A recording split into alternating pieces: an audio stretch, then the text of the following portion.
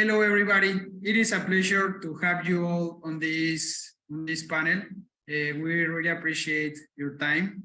As you know, my name is Ignacio Neri. I am from Mexico, and I am currently pursuing the Master of Science in Sustainability Management at Colombia. I have been working in investment banking, mainly mergers and acquisitions and project finance in the infrastructure and energy sectors for the last 9 years, along with the support from the Colombia Climate School, especially from Adrian Kenyon and Professor Haley Martinez, and from the Colombia's Environmental Entrepreneurs Club.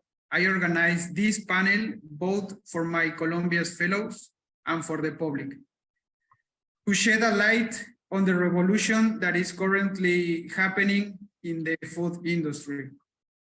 And you may ask, why is this important? Well, because the food system is the second largest contributor to GHG emissions, significantly above the transport sector.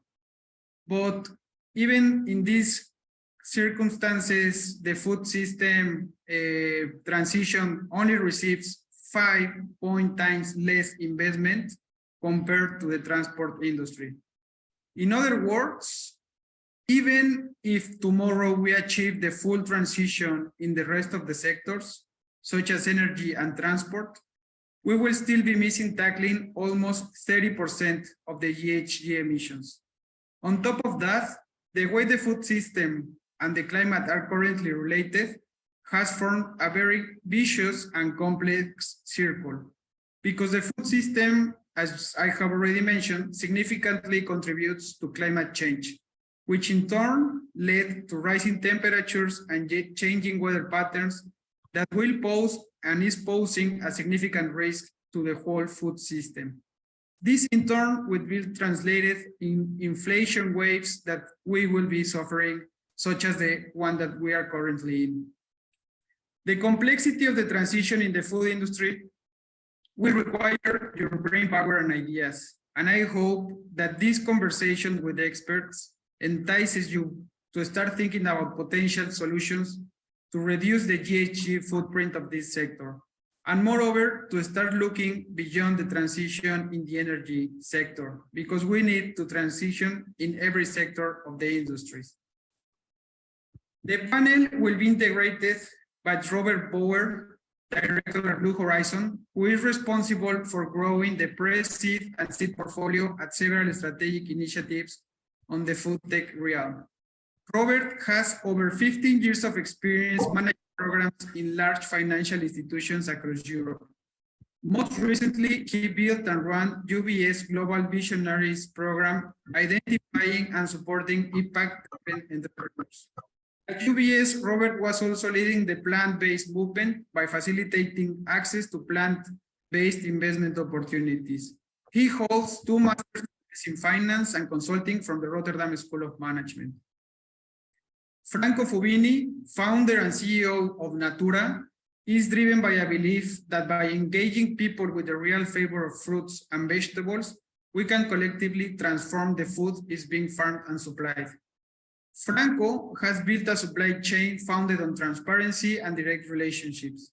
With Natoora, Franco has brought together the best independent growers, innovative chefs, and home cooks across Europe, the US, and more recently, Australia, with the aim to completely revolutionize the food system. In addition, Franco is an adjunct professor at the Sustainability Management Master's Program at Columbia.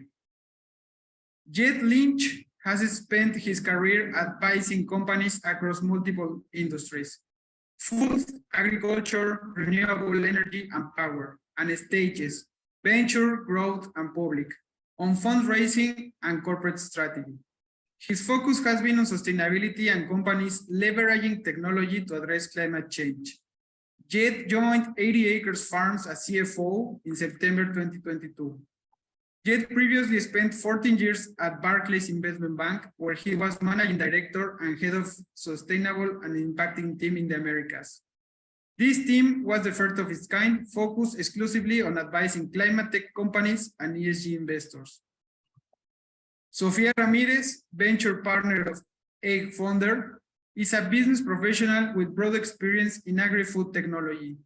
As a founding team member of Liventus, the leading agtech solution to preserve the quality of fresh produce during its post-harvest, she spearheaded the company's market introduction, sales, and global expansion with major clients across the globe, growing its global market share from 0 to 30% in just 3 years. She studied business and communications at UC Berkeley, Singularity University, and Pontificia Universidad Católica de Chile. Alberto Sparrow has over 25 years of experience in investment banking, having different positions within Santander, like senior banker for the energy and industry sectors, as well as extensive experience in M&A in the private equity and middle market sectors. Alberto was recently appointed as global head of Agri and Foodtech under the umbrella of ESG Sustainable Tech at Santander. In this role, Alberto is responsible for providing advisory, such as mergers and acquisitions and capital raising, and structuring services, such as debt, for the agtech and foodtech industries globally. Alberto studied economics at Universidad del Pacífico and holds a master in finance from the London Business School. And finally, the guy without whose podcast, Climate Tech Cocktails, I could not have better understood the dimension of the needed changes and what is currently happening in the food industry transition. Matt Myers, managing partner at Climate Tech Circle, is the creator and host of Climate Tech Cocktails, a long-form podcast and happy hour with best-in-class climate tech founders. He is also an early-stage tech investor, and portfolio companies include Yara Energy and Diamond Edge. Previously, Matt was the founder and director of Earth Capital, where he launched and scaled a climate tech platform. Matt is co-chair of Clean Energy for America's Finance Council, and additionally, Matt founded EarthHack, the world's largest climate tech innovation competition. Mark holds a master in public administration and international development from the Tsinghua University and is fluent in Mandarin. Now, I give the floor to Mark, who will be moderating the discussion. At the end of the panel, our panelist and moderator will be answering your questions, so please share them with us on the Q&A menu. So go ahead, Mark. Now unmuted. Thank you, Ignacio. And I want to say that, yes, best-in-class founders, but not always classy, after we have a drink or two. So it's just an honor to be here. And I want to thank Ignacio for organizing this panel and for you all for being here. I know that I could probably say that we're all these panelists are here and excited to be here because, the technologies, the solutions that we're going to need, to solve this big problem are going to come from you all. And, it's MBAs working with PhDs, or maybe some PhDs don't want to work with MBAs, I don't know, or vice versa. But ideally, you all are working together to create companies that will become hopefully the next 80 acres farms, right? And raise a boatload of money and have a huge impact on the world, and especially on food is what we're here to talk about. I want to take 5 seconds to do a quick plug. If you are looking for a job in climate tech, if you're hiring in climate tech, if you want to learn more from founders in climate tech, if you want to invest in climate tech, pretty much if you want to do anything in climate tech, go to climatetechcircle.com today. And that's my best commercial. So with that being said, that's the only thing I'm going to say about myself. And again, thank you, Ignacio, so much for organizing this. And so what we're going to do here is we're going to, we don't have that much time for our panelists. So we really want to try and extract as much juicy information out of them that will be relevant to you. And then we're going to open up this conversation to Q&A. Would love to hear your questions. So I think there's a Q&A box there at the bottom. So if you want to go ahead and, as the conversation's going on, you could put some questions in there. direct him towards any of the individual speakers here. And, Ignacio will monitor the Q&A and, and we'll bring those questions to light and do the best we can to answer them. So I want to kind of kick off this conversation with Franco. I think, Franco, you could do a good job of helping us understand what shifts are happening in consumer demand right now. What's happening with food, and where do you see it going, and what are the challenges? So yeah, I can address that. Thanks again, Ignacio, for organizing this and Matt for moderating. I think that the changes that we're seeing, I think it's worth commenting that a lot of the press that came out during 2020, 2021, during the two COVID years, I think a lot of the assumptions have been proven a little bit wrong in terms of this mass adoption of online shopping, this return to the kitchen, which was kind of one of the primary things that we were looking at. These are trends that have not reverted. So I think consumers will continue to look for convenience. Consumers will continue to eat more of their meals out of the home. And I think what that means is that in order to address meeting the needs of consumers, while at the same time figuring out how we shift the demand for better farmed products that have a positive impact on the planet, on climate, on the nutritional density of the food that we eat, it is fundamental that we meet consumers where they're going to be eating. But it's also fundamental that we shift that demand, right? We need consumers to be demanding better quality products or products that are sourced from the right kinds of farms. So I do think that there is far greater awareness, and that trend is accelerating in terms of, I guess you could bundle it under the level of consciousness that consumers have towards their consumption, whether that is food or fashion or other parts of the economy. But if we think about food, there's heightened awareness on transparency. There's heightened awareness on farming practices. But I still think that we're at the early stages of this momentum. So if you ask me at a mass market level, do I think that change is happening fast enough? I think it's questionable. But I do think that those undercurrents and those trends are moving in the right direction, where we're seeing consumers thinking more about where products are coming from, and thinking harder about the transparency and the impact they can have with their choices. So, thank you so much. And just one quick follow-on question. During our pre-call, there were a couple of items which came up, and which is related to the point that you just made. A big challenge towards meeting this shifting consumer demand is a supply chain. So can you, for maybe like 30 seconds to a minute, just describe maybe some of the issues with supply chain that we need to solve in order to meet the shifts in consumer demand happening right now? Yeah, I think the main one is scale.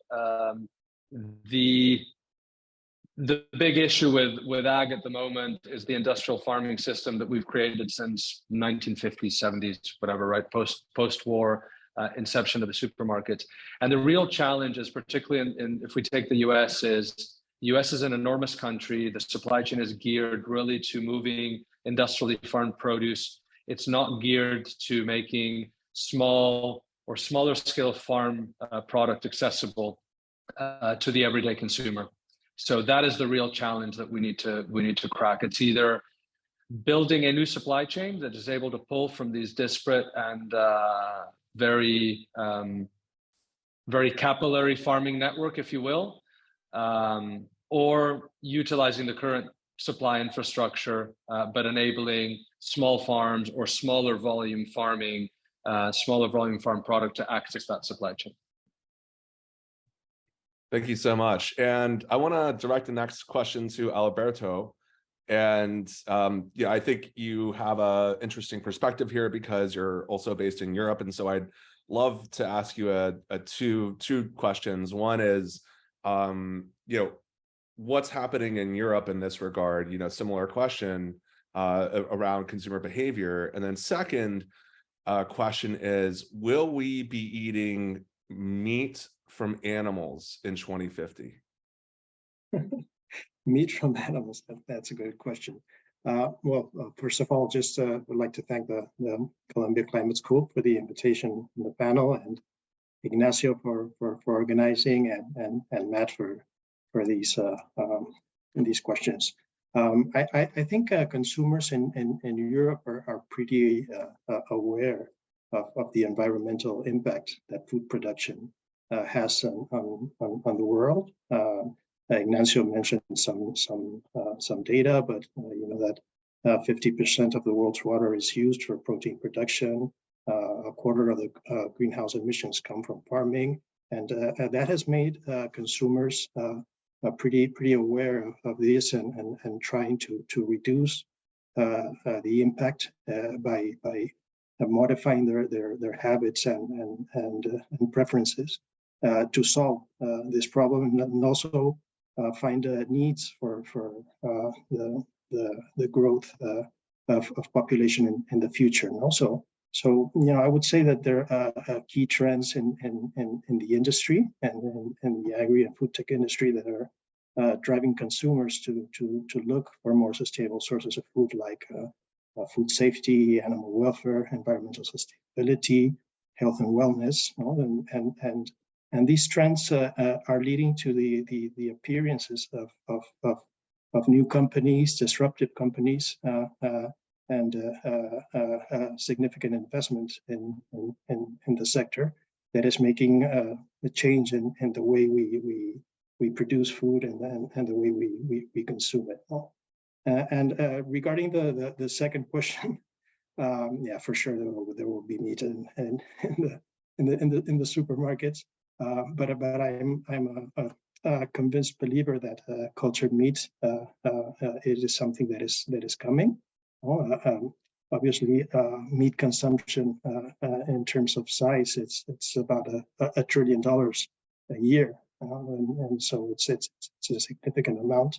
But cultured meat will take its place. Most recently, we have seen the approval of the FDA for the consumption of cultured chicken from a company in the U.S. And I believe we will see this coming in the next months, more approvals. And I think we will see cultured meats in the shelves of the supermarkets in a pretty short time.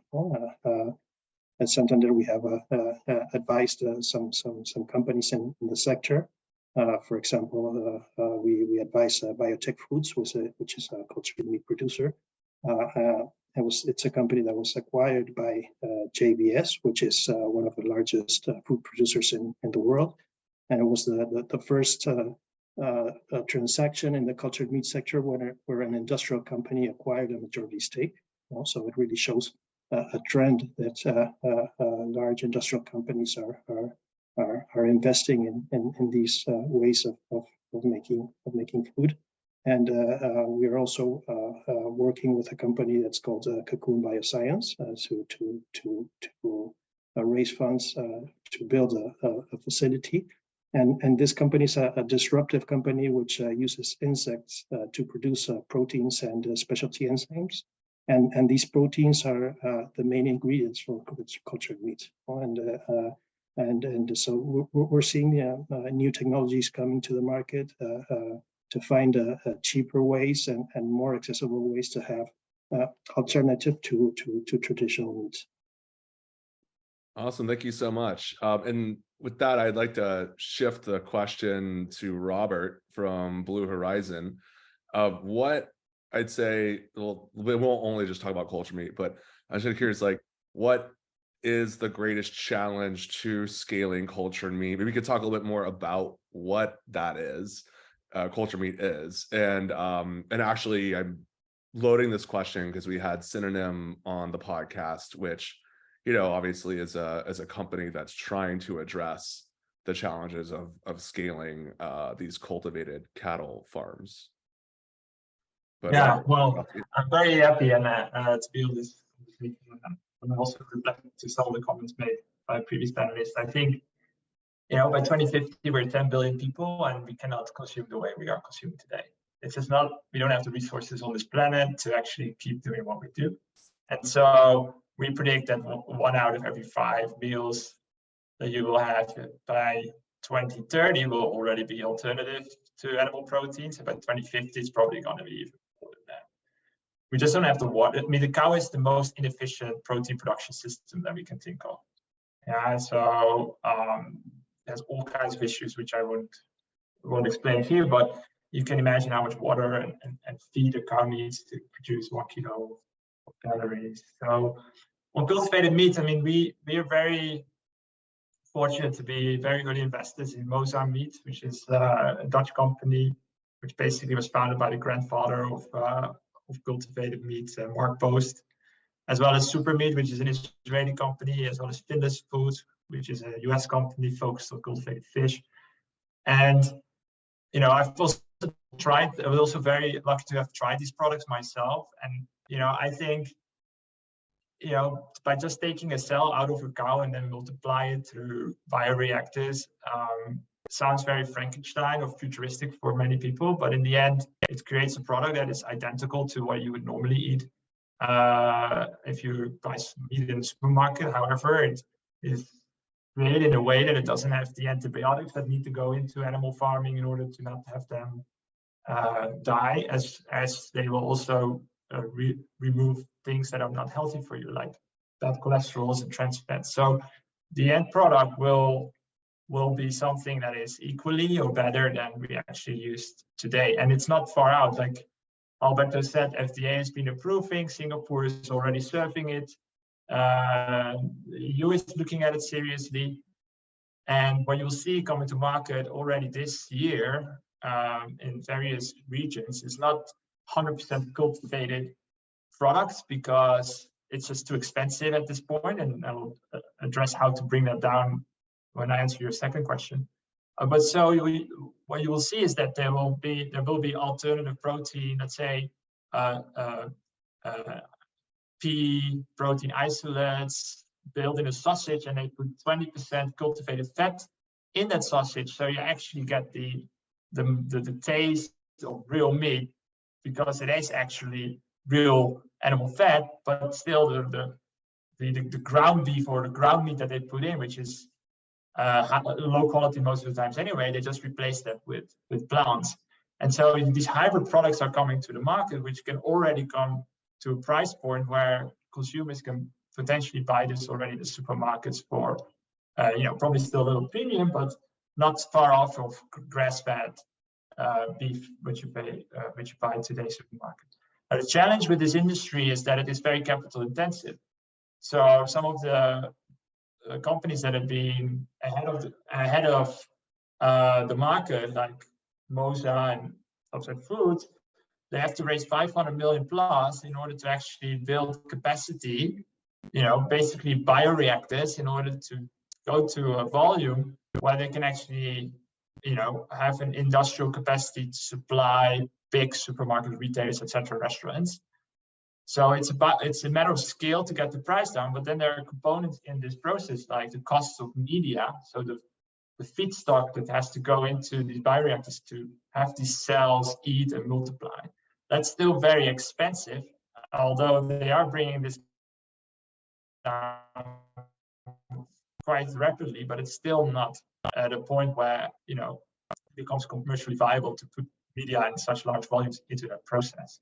And so, companies like Synonym, which we also invested in, by the way, they are trying to solve this, because it's a bit of an infrastructure problem at the moment. And normally VCs like us, we don't like to invest in steel, right? Because it doesn't have the return profile that we want. So we need to get a whole different capital stack into these companies in order to, really be able to build the factories that we need. And I think Ignacio is also an expert in this, so I'm trying to pull him into our industry in order to help, tackle these issues. And so we need a lot of people with that type of knowledge, a lot of access to these type of investors, and we need to entice them to start funding the infrastructure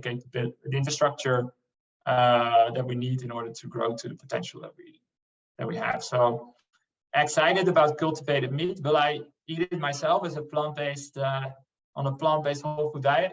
Probably not.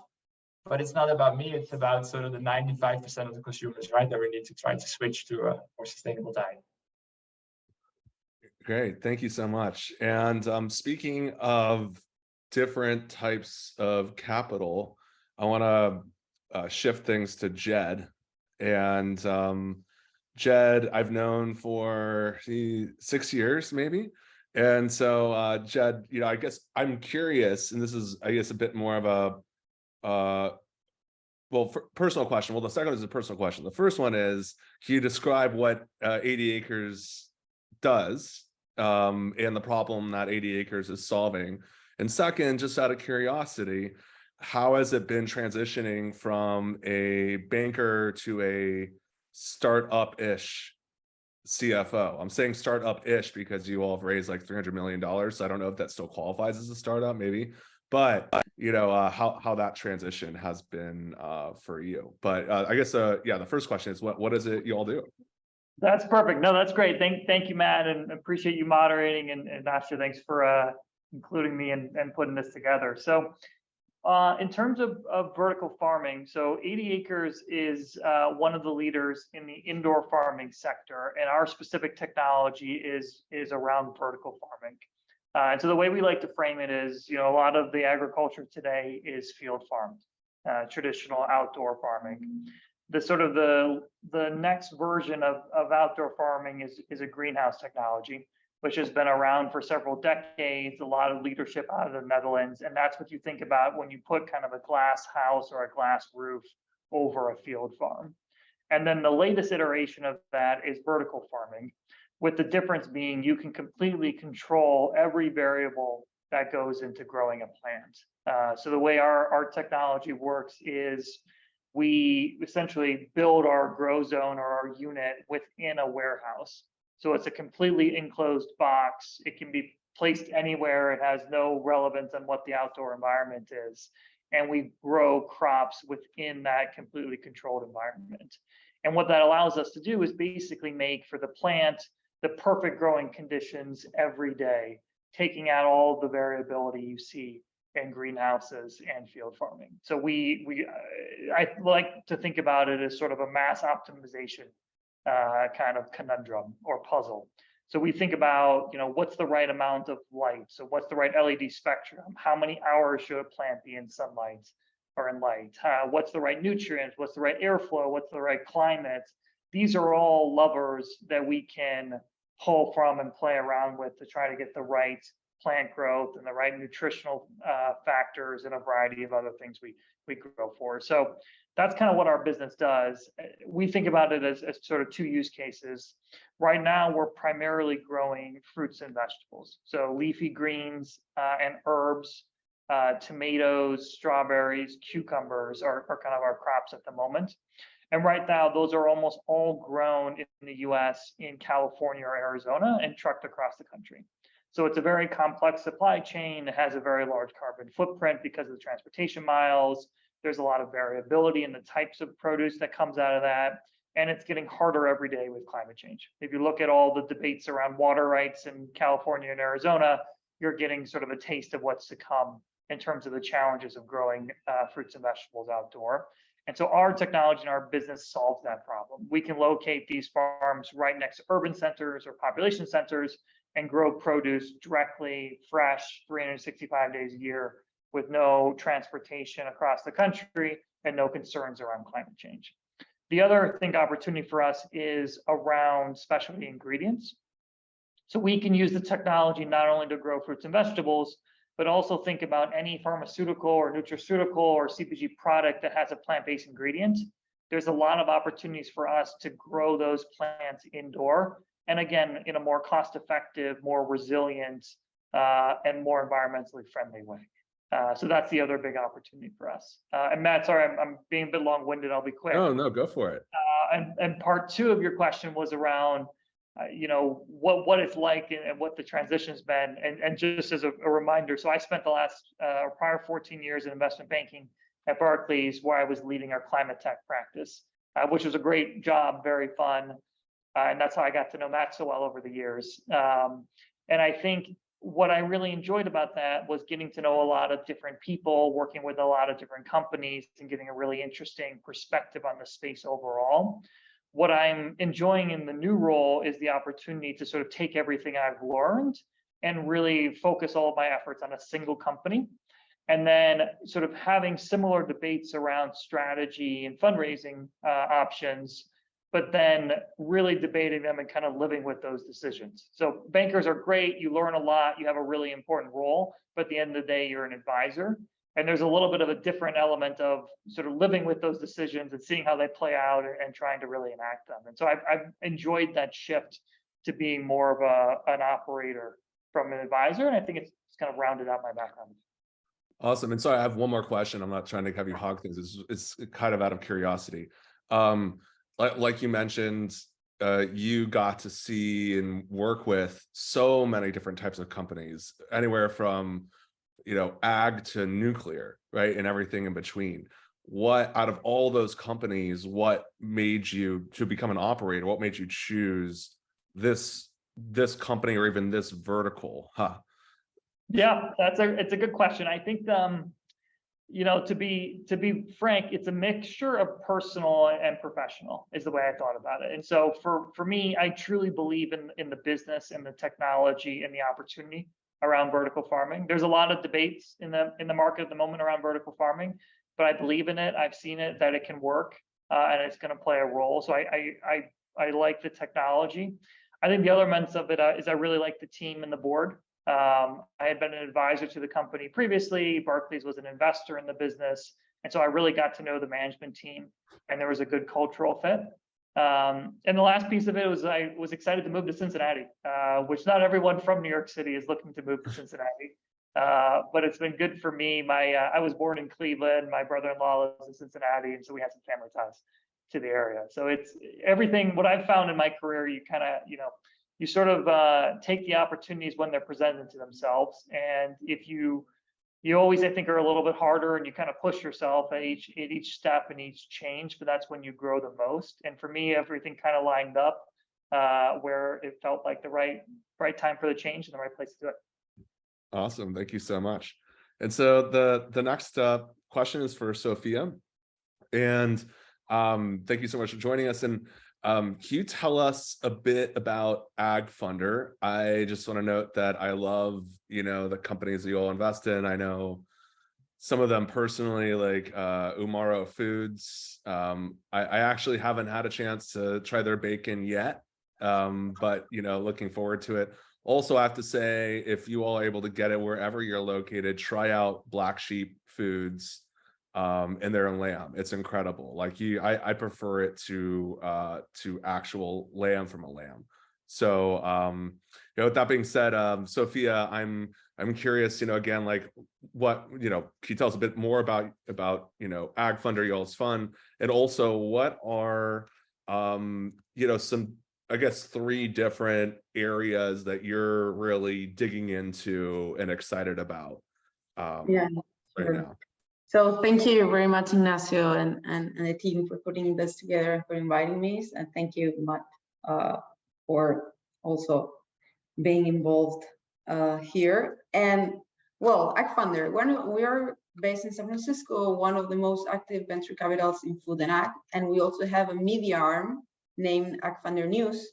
We have invested in more than 70 companies. And today we're investing out of Fund 4. That has a general scope and in food and ag, and SIG Impact Fund, which is managed by the Singapore team. So that's us. We had like New Carnivore Fund, which focus was alternative protein. And for us, going back to everything that had been said, is one of the main factors in alternative proteins that a company has to take into consideration are, like, in brief, price, taste, and ingredients. And ingredients is really linked to health. And in that way, for us, we have been seeing, like, we invested in that funds in many companies, some you mentioned, and we also invested on the same fund of MycoWorks, which is the alternative leather company, Brightseed, which is a platform that like a functional nutrient platform of and we invested in many that are in that space. And I would say that now, considering those three factors that affect alternative proteins companies, today we're seeing a shift towards not a shift, but a new wave that is more in the ingredients and the healthy side of it. And going to your questions of what are the areas that we are more excited about, I would say one is all the new materials, carbon. So think about green ammonia, which for sure has green hydrogen involved, but green ammonia is one of the, like it has to be there for have green fertilizers. And for us, that's one of the basic part of agriculture. Then if you think others are platforms. So at the beginning, we were like the alternative protein space was more about alternative salmon, alternative meat, alternative something. Now, what we think and what we invested at the beginning, also having this into consideration, was platforms. So fermentation platforms, new ingredients platforms, clean, like companies that can help achieve cleaner labels platforms, like not just for one product, but to build a platform that allows this to go farther, faster, more efficient on achieving these three things that I mentioned before, which was price, taste, and ingredients. And taste is really linked with consistency, and you need consistency to have more efficient and effective supply chains, shelf life, etc., which is one of the big barriers for growth for many of the alternative proteins companies out there. So I would say that the areas that we're more excited now is all things of like new, like the basic things that are needed to achieve a greener agriculture, like green ammonia, okay, or green hydrogen, like altered space. Then the second is platforms that can have achieve also greater markets and also achieve this qualities that alternative proteins companies needs. And the third, if I have to add one, would be all the space, like the cross between like automation and agriculture and food and the industry, which that's where we already had two exits in that space. Awesome, thank you so much. And I want to go back around the horn here, and Franco, you know, I would love for you to speak a little bit about the challenge of food waste, like what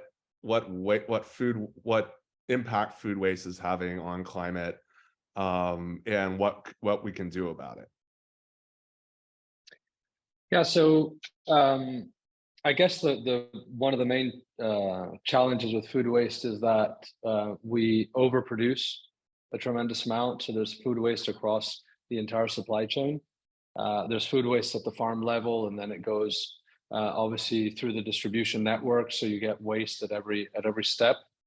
I don't have the figures at the moment. I know that there's some categories, for example, like bag salads in Europe. So any salad that comes in a bag that you find in the supermarket, across the whole value chain or across the whole supply chain, from production into kitchen, about 70 to 75% of those bag salads end up in the bin, right? So incredibly inefficient. So we have this issue with a tremendous amount of food waste that occurs throughout the supply chain, which is wasted resource. It's wasted or too many chemicals. All of the inputs that go into farming those products, ideally we'd want to be diverting into a more efficient model. So that's probably the biggest challenge. I think that there's again an element of consumer education in terms of consumption, where there's a lot of food waste that occurs at home that is unnecessary. There's a lot of controversy around best before dates and use by dates. where a lot of these dates are indications of when it's best to consume a product, but it doesn't mean that the product is not, it can't be consumed or is not viable for human consumption anymore. And that causes a lot of insignificant waste because consumers, through a lack of education, look at a best by date and say, "Oh, it's over," and you throw it when actually the product could easily be consumed. So I think you've got these two issues of overproduction and consumer education through a lot of the legislation, which creates a lot of waste in the system. And obviously that has, because of the impact, as Ignacio mentioned at the beginning of the panel, because of the impact of agriculture and producing these ingredients and that get processed, in the impact that has globally on the planet and in terms of the climate crisis, obviously any waste is something that we should be looking at very carefully. Yes, and also last we mentioned food waste at the farm level as well, right? I think about a third of food is just wasted at the farm level, which then produces methane, right? Like there's just a lot of waste out there, which is a first good thing we could tackle to help solve the problem. Without a doubt. Just a comment on that. I think one of the main issues of that farm waste is very stringent supermarket requirements on what comes through the door, which is something that needs addressing. I know that I was looking into your fiance's work, and obviously it's trying to address that in a different way, very clever way. But I think it's worth noting that about 80% of food that we purchase gets purchased through supermarkets. So there is an element of that industry that needs to address the stringent requirements, which are not in line with the way that we produce. But maybe some of the vertical farming can address that as well. Absolutely. If I can jump into that, I'm sorry. Just to build on what Franco was saying is, in food waste, one problem is that it's included in the business models. Like when you buy when you sell to a supermarket, usually they put this between 2 or 5% that is like waste. When you buy from the producer, it's usually it's included on like in the cost, this 2 to 5%. So at the end is you have to change the way the system are installed. Like everyone is already include the percentage of that food waste along the supply chain. So I was also curious, Franco, about how do you see that? How difficult it is to change that? I bet it's fairly complicated to change, unfortunately. I think that the supermarkets hold a lot of power. We work with a bunch of supermarkets, so we see them as part of the solution. But I do think that it is similar to the externalities that we should start building into the cost of, producing, producing clothing, right, that has a terrible environmental impact. In a similar way, we need to figure out a way to kind of do the opposite, remove those externalities that get built in through waste, because all it does is increase the price of product and makes it more inefficient. And part of the challenge of moving to a more sustainable food system is ensuring that we can do that at a price point. So you were mentioning price as one of those three key areas. We need to understand that the vast majority of people that consume food don't have a huge amount of disposable income, right? So the solution is not necessarily, we as Natoora understand that the solution doesn't rely on companies like ours that operate at the very high end, but it relies on producing food in a very affordable way that is done in a way that is environmentally friendly for the planet. So figuring out how to decouple that, how to decouple that is fundamental, because we all tend to build in waste as part of our costs, particularly if we're selling into supermarkets. So on that as well, man. I just want to briefly mention, one of the solutions that I find is very attractive and one of the best working in terms of what I see in our portfolio is the valorization of food waste. So there's a lot of companies that are just building new products off food waste, or use food waste as a feedstock into their production process. And so giving, companies in the farm level and also higher up the value chain or further down the value chain, a business model to do something with their food waste, right? Then, they can still, keep their existing production methods. They don't have to change anything, but they can actually divert some of that waste into a business model where they can either, make money or at least cover costs. And so, for example, we have a company in our portfolio that's called Foodtech that is looking at stone fruits, and they basically upcycle the pits. They found a way to remove cyanide content, and now they're basically producing milk and sell that into supermarkets. And these are or companies like that use brewers spend yeast into feeding fermentation processes or wastewater streams to actually create high protein flour that go into sort of keto diet bread. So there's a lot of that value created, which we just don't extract from food waste. And maybe that's more of this type of solution where we need to focus on, rather than trying to change this enormously complex, very embedded value chain where supermarkets have certain incentives and things that you can't really change overnight. Yeah, absolutely. Love the conversation around waste, right? We have abundance, and so maybe instead of creating something new out of thin air, we can create something new out of something that already exists. And Alberto, I was wondering, outside of cultivated meat, are there any technologies that are and solutions that are exciting you? Mm-hmm.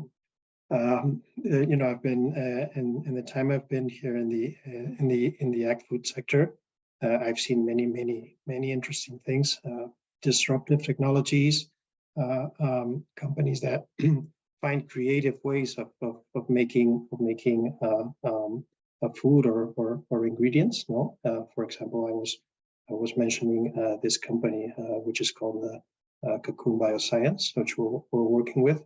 And usually growth factors for cultivated meat are made in traditional bioreactors.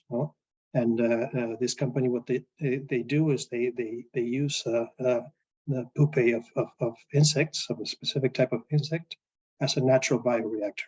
So they make the protein within the insects and then extract it in order to be able to produce growth factors at a cheaper and more environmentally friendly way. For example, there's a company in Spain which does a 3D printing of food, which is very incredible. If you see their bacon and their steaks.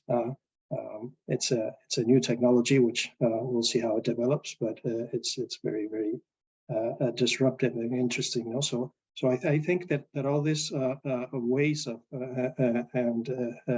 and creative ideas that people are looking into to produce safer food and more environmentally friendly is leading to some very new ways of producing them, and very interesting technologies that we're seeing appear almost daily. Awesome. So we have time for one more minute before Q&A, and so I want to just ask, I guess, Jed, this one last question.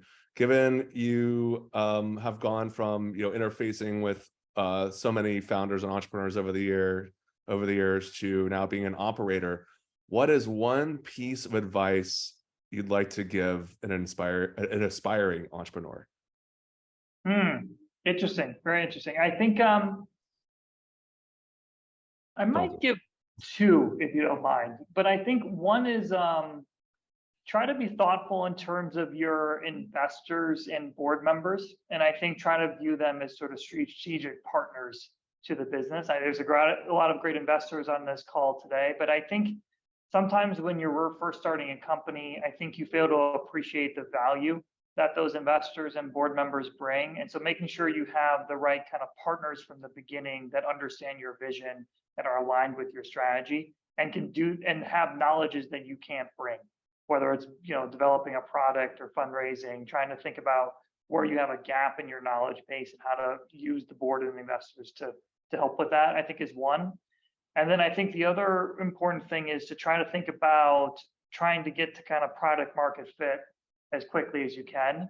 Kind of in the current market, I think we've shifted a little bit from investors wanting to finance big ideas and big addressable markets to wanting to understand sort of what is your business model and how are you going to be profitable. And so I think to make sure you understand sort of what is your use case and what is the the challenge you're solving and how can you do it in an economic way, making sure that's kind of buttoned up early on is going to be very important as well. Awesome. Thank you so much. And with that, I'd like to hand it back over to Ignacio to help moderate or facilitate the Q&A. I'm only one person, one mind, and I can't wait to see the questions that you all have come up with. I see at the bottom here we have 15 questions, so but not enough time for all of them. So I'll go ahead and let Ignacio take the mic and help share some of the questions that you all have asked during this conversation. Yeah, thank you, Matt. So I think we can open the discussion, and this question will be directed to all of the panelists and you. Is any ideas work being done on improving resilience, particularly in emerging low-income economies to extreme weather as climate change advances and global food security rises? I don't know who would like to take the lead. I can take this. Actually, I was typing an answer already in the Q&A chat. So one of the things that we look at in this perspective is seed genetics. Yeah, so there are companies that are looking at how to create more climate resilient seeds, so they actually can thrive in extreme weather conditions, whether it's drought or extreme heat. So one company that we invested in is called Sizer, which basically owns a whole range of chickpea genetic sequencing, and they basically be able to grow these seeds in very climate impacted countries, and at a yield that is comparable or better than sort of the traditional chickpea strains that are out there. So I think there's a lot of potential in seed genetics to tackle this, as an example. Okay. Thank you. Robert. I know, yeah, just to add, there's a company called Biolumic out of South Africa that is doing some work as well with UV lights, which can address the issues raising the question in terms of modifying or improving the resilience of seeds. Thank you, Franco. Maybe the next question would be directed either to Sofía or Robert. Is, given the rapid scale of the landscape and surging raw material costs, would it make sense for vertical integration within the all protein landscape? I can take that. I mean, I think there's a lot of vertically integrated companies in the alternative protein space. Look at because a lot of that needed to. A lot of these companies are very new, sector's very new, so they had to basically do a lot of things themselves.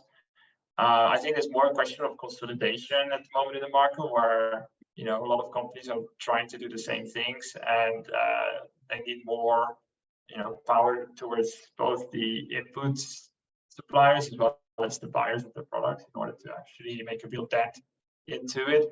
Vertical integration, I could imagine they would want to own a bit more of the processing of their proteins, because it's such an important part of creating taste and texture parity, which are two main drivers for consumers to adopt. And so you don't want to, especially in the early days, you don't want to necessarily outsource that and keep it in-house, because you can then really get the R&D team working on it and really get to this concept of parity. Further up the value chain, all the way in terms of producing your own crops, I don't think that's something that will be happening soon, to be honest. Yeah, I agree with you, what you have said. I don't see that vertical integration. I don't think that the vertical integration can also affect cost.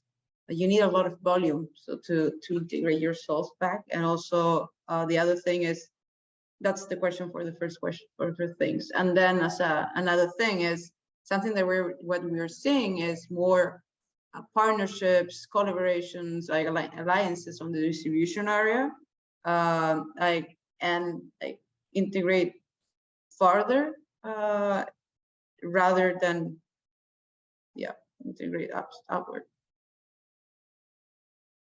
Thank you.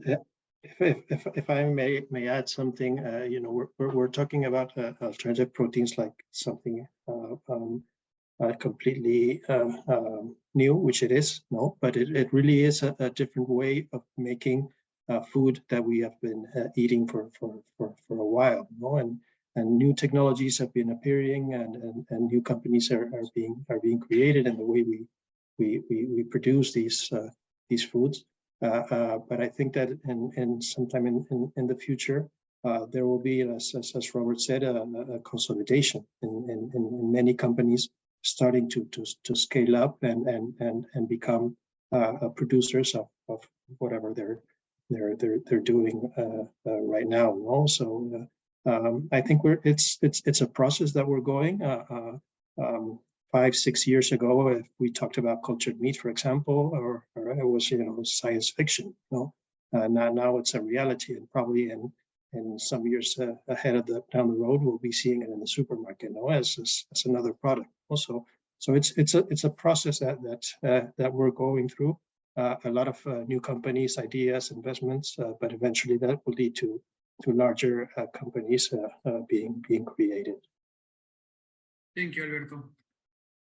This next question, I think you will be the best to answer, is why does the transition food industry is not receiving the same amount of investment at sectors such as the energy and transport sectors? Sorry. Well, yeah, Sofía, please go ahead. No, what I was saying is food and agriculture is one of the newest vertical and spaces in the climate area. If we think when this started, like after the financial crisis of 2008, that started the agriculture, like the farmland investors. And then it brought a second wave of tech. We think about this, in 2012, 2013, there was 2 billion invested in this space globally. So in that way, it's also a thing linked with deal flow. It's also a thing linked with like maturity of this market that is like it's difficult to compare with energy. That's one thing. The second is the infrastructure cost of energy, which you have is also more it's larger for sure. But I would say that those are two of the many reasons that can explain that. Alberto, sorry.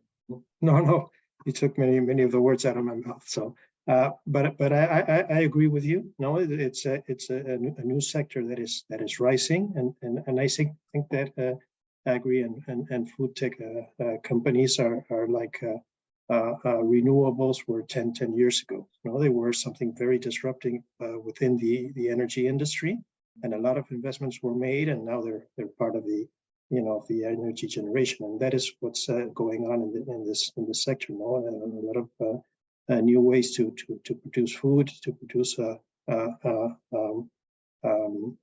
ingredients are coming up, and probably in 5-6 years we will see them as a natural way of being there. No, and what we're seeing is that there's a huge amount of investments and investors looking for opportunities in the sector, unlike other sectors that have slowed down in terms of investment appetite. Food tech and agri-tech is still growing.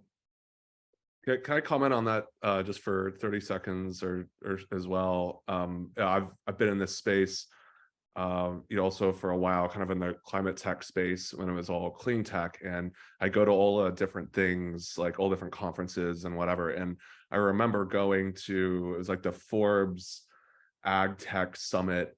It was, I don't know, 4 years ago, something like that. And I had spent a lot of time in energy, and I knew like everybody in energy. And then I went to the food investment conference,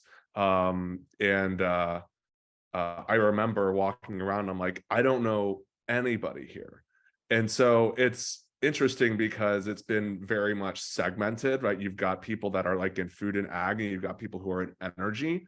And I think that the rebranding to climate tech is a really great opportunity for people to go to both and check out both. And as everybody knows, food, energy, and water are so interrelated. So I think, we might see over time that you'll have multidisciplinary funds, which we already have more and more of, and that, they'll hire a food and ag investor, and they'll hire a energy investor, maybe a mobility investor, and so on and so forth. Yes, so have specific funds that are targeted on certain areas and have certain expertise, but I think you might see a bit more and more of people who are or funds that are overlapping, because they should, right? You should have energy investors who get very familiar with food and ag, and vice versa, since they are so interconnected.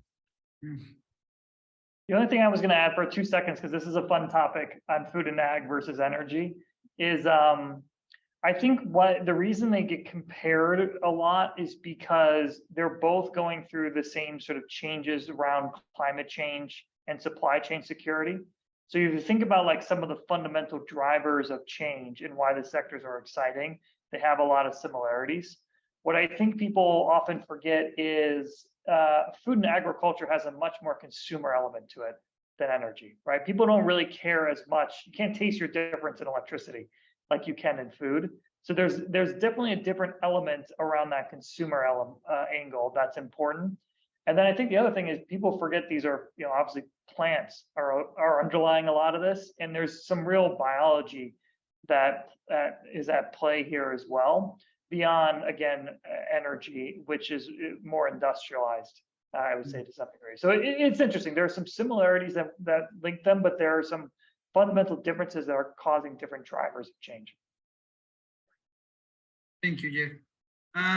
Connecting that answer with another question from the public is, the first one will be, how much does energy play in overall cost for agri-tech firms? And from an energy point of view, what are the main challenges for an agri-tech firm?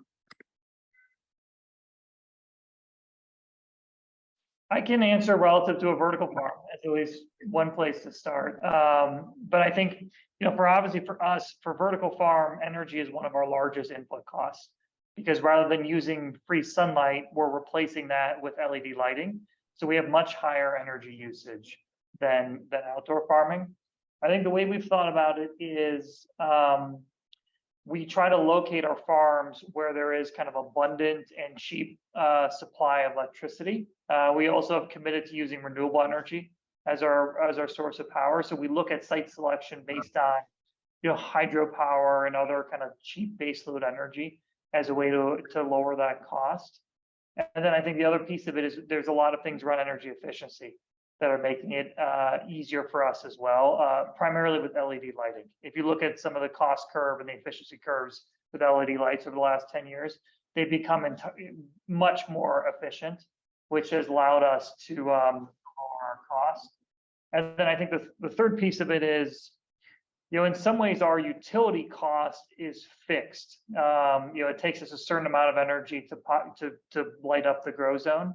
So as we're able to increase our yield or the amount of plants we can produce per square footage, we lower our cost and become more efficient as well. So the better we can get at that optimization challenge and trying to get better at growing plants, the more energy efficient we become, because we can spread that fixed cost of energy across a larger base of production. So that's another way we look at things. Jed, are you all currently using for lack of a better language, DERs, or, you know, if not, do you all plan to in the future? Like, is there enough energy production there?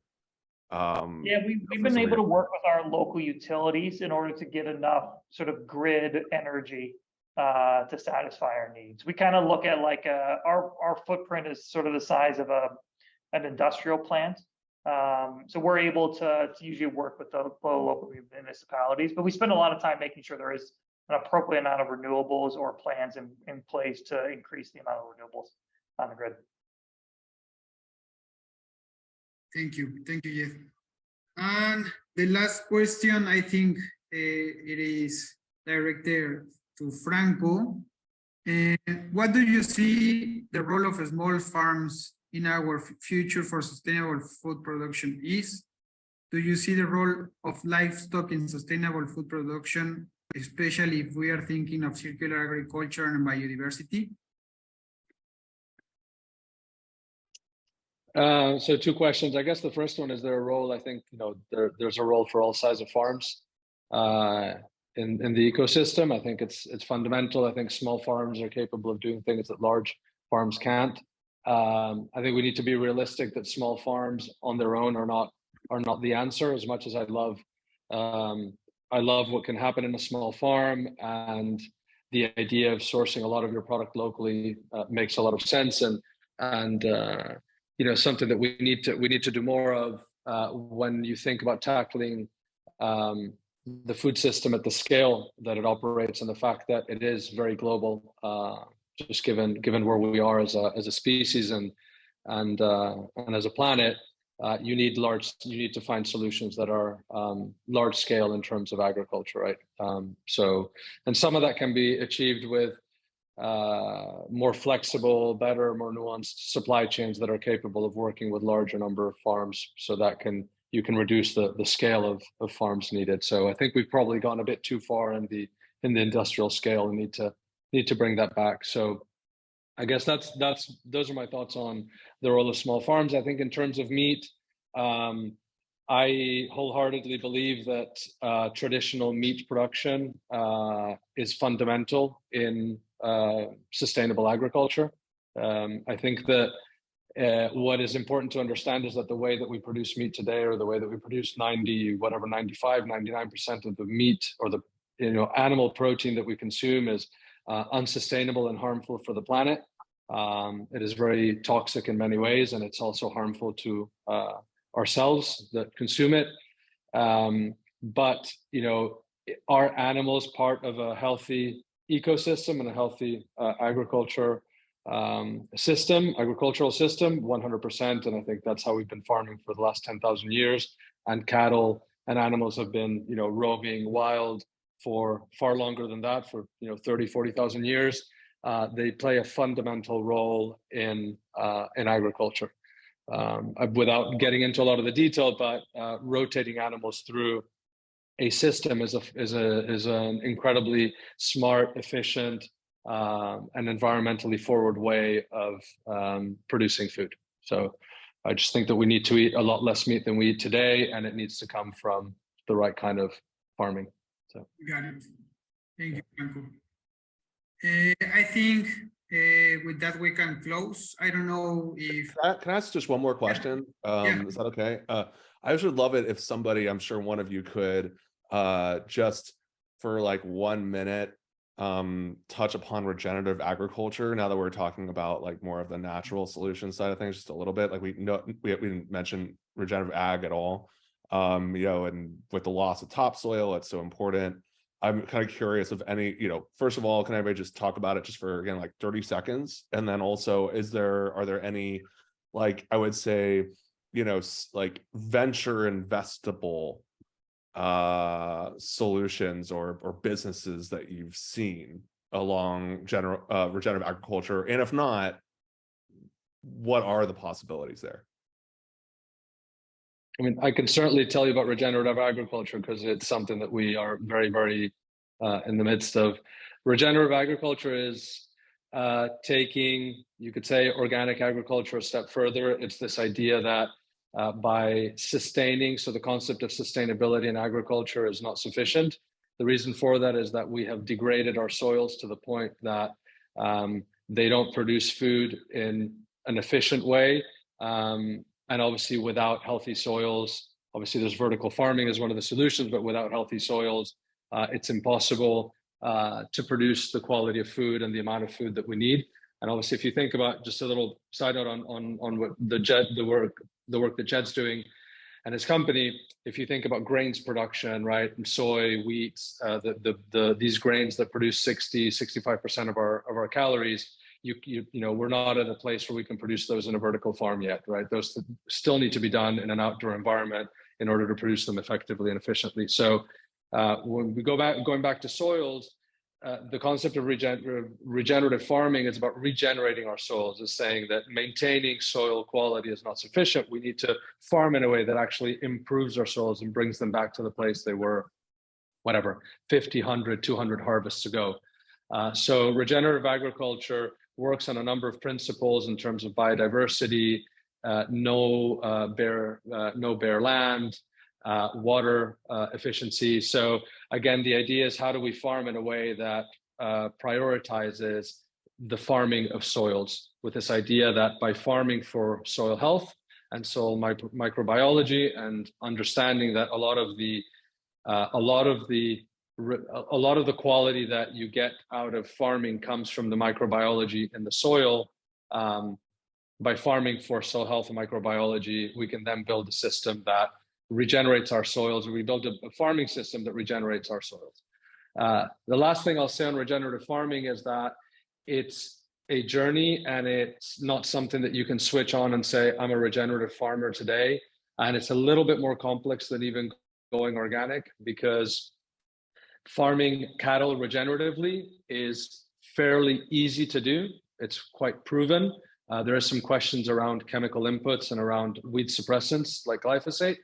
But doing 100% vegetable production, which is one of the things that we're trying to do in a purely regenerative fashion, is incredibly hard, again, because of the weed suppressants that you need. So that, and it would have to get into a lot more detail on it, but regenerative farming is something that is dependent on where you are in the world, what the microclimate is, and what you're trying to farm, and how diverse your farming system is, to see if you can really farm in a way that you can say, I'm 100% regenerative. But again, the concept is really about farming for soil health. Yeah. I'll let the investors in the panel address the second question.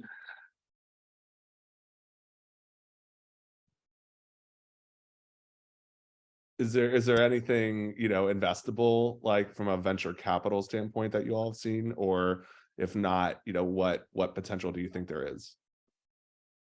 Yes, actually, we are investors in a company named Klim, that is based in Germany, that helps farmers jump into regenerative agriculture practices. And I would say that for regenerative agriculture, a big thing is know-how. Another thing is like financial capabilities, so to put that in practice. And a third is verification, like how do you verify, and how your buyer also verify that those practices are in place. In this case, Klim is delivering on the three of them. I think that in the areas of regenerative agriculture, there is also regulation side points linked with how much can you charge for that. If you think about carbon credits or that, or that as a business model that can be linked to that. So for sure, there are some geographies that are pushing this more, that have some regulations in place that make these bets less riskier. Awesome, thank you. I mean, on my side, I know, Matt, that there are people investing in regenerative agriculture companies. So there's a brand, there's a meat brand, a protein brand that is claiming to farm regeneratively, and they're kind of franchising, if you will, the regenerative model. so that they can scale production of animal protein in this way. I know they raised quite a bit of money, and they're very much sell themselves as regenerative protein, right? Or regeneratively farmed protein. So I know that there's money going into those kinds of companies as well. Thank you. Yeah.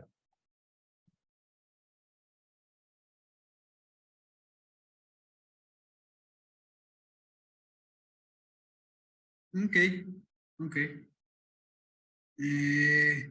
Well, I don't know if anybody would like to make like a final remark or some final thoughts on this regard. I'm going to just do one plug, inspired by Matt. So obviously these are all people that are changing their careers and might want to do something more sustainable. So we launched this huge effort to get all the jobs in our portfolio companies on one page, which is like now counting 200 plus vacancies. There's a talent network associated with it. So I would really, if people want to move into this space, sustainable food systems, I would really recommend signing up for the talent network and look at those vacancies. Try to transition into our industry. A lot of skills are needed and talent is needed in order to really get to where we want in our sector. And rather than building a virtual world where we all unplug the problems that we face on our planet, I rather inspire people doing an MBA at Columbia to actually go and get their hands dirty and change the way we eat. So one way is to sign up for our talent network. Other ways, obviously, is just follow the companies that we all invest in and see what they need. And your skills are highly needed. So welcome to join our industry. Thank you, Robert. Thank you very much. Okay, well, thank you for all the attendees that joined us. Thank you to Alberto, to Robert, to Sofía, to Franco, to Jeff, and to Matt for your time and knowledge sharing. And thank you very much and have a good day. We are going to, the presentation was recorded, so I will be sharing with you the link in case some of your friends or classmates would like to see it. So thank you very much to everybody. Thank you, Ignacio. Thank you, Ignacio. Thank you, Matt, Thank for you. moderating the panel. Thank you, everyone. Bye. Bye, everybody.